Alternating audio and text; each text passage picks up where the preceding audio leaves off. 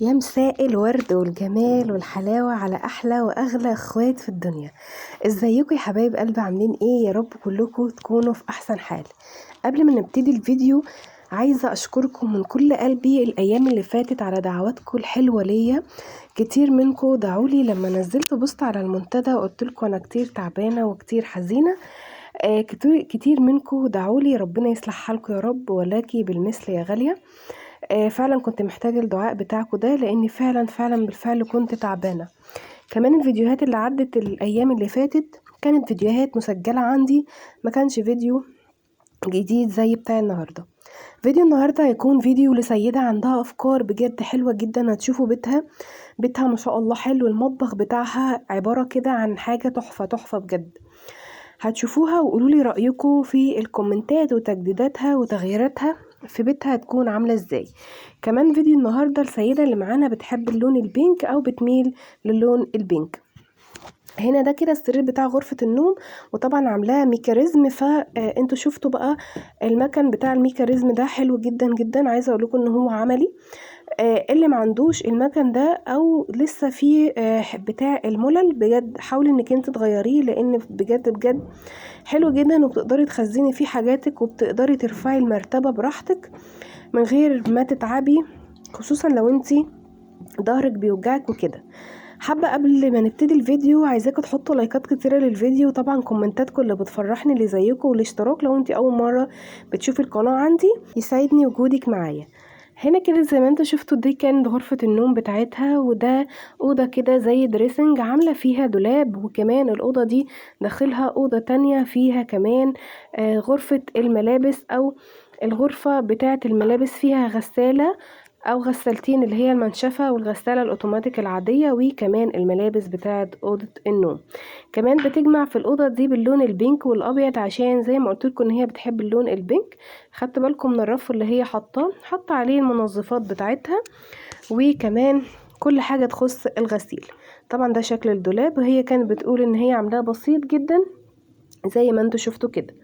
بعد كده هنا كانت بتنظم تنظيمات بسيطة في الريسبشن عندها، والريسبشن عندها عاملاه باللون الجري، وكمان عاملة الكوشنز حبت كده ان هي تدخل فيه اللون الموف واللون البينك الفاتح، وكمان اللون الجري في الاوف وايت. ده طبعا في الكوشنز يعني. الترابيزة بقى حبت ان هي برضو تضيف عليها لمسات جمالية كده. كلنا بنحب اللمسات الجمالية دي، بنحس براحة نفسية كشكل في النهاية يعني. هنا بقى ده الحمام او التويلت بتاع الأوضة بتاعت غرفة النوم. ده كده زي ما انتوا شايفين كانت بتغير فيه حاجات. طبعا زي ما قلت لكم هي بتحب اللون البينك، ف يعني ضافت لمسات جمالية منها، شالت الحاجات اللي كانت فيه وحطتها باللون البينك في الابيض، وكمان ضافت كمان المقابض اللي هي بتاعة التقفيل كانت باللون السيلفر، عملتها باللون الذهبي. وده شكلها وده شكل السجاد بتاعها.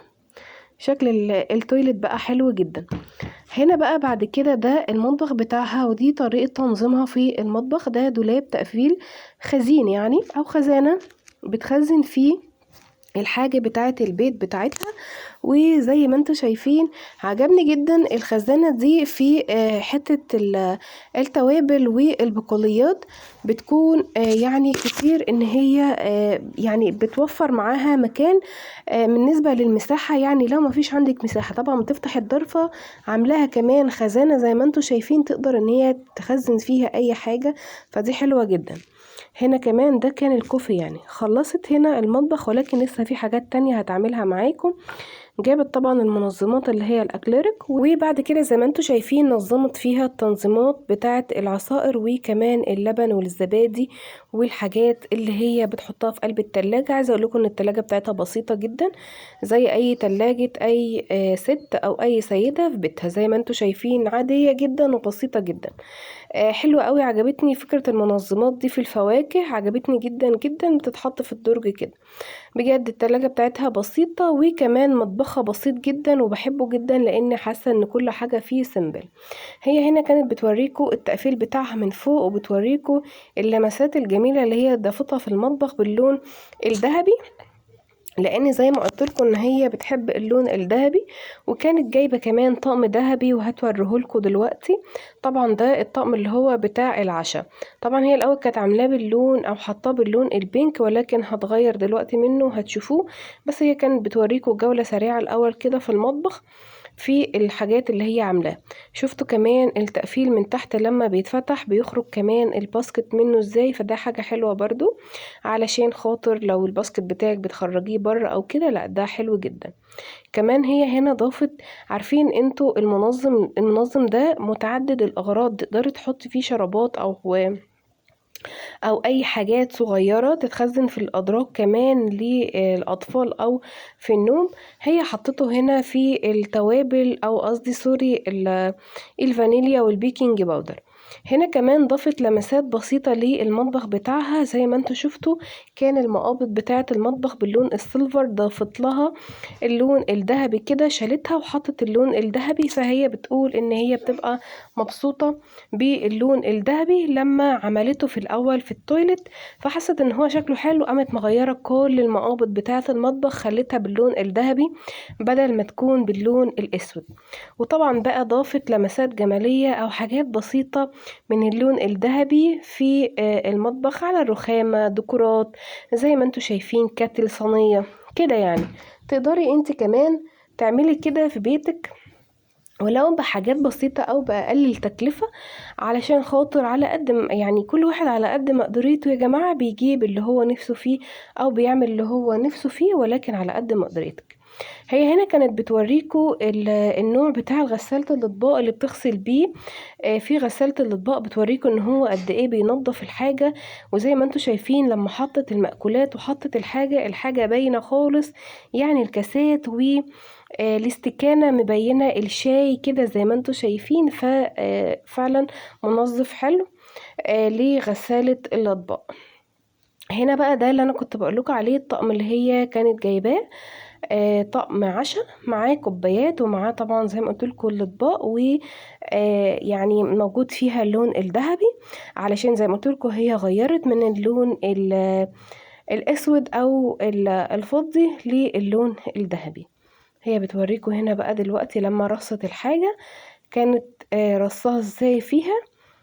ده شكلها اهو، هي جايبها لكم واحدة واحدة، ولكن بتوريكم بعد الرص او بعد التغيرات اللي هي غيرتها، شكل التقفيل من جوه بقى عامل ازاي.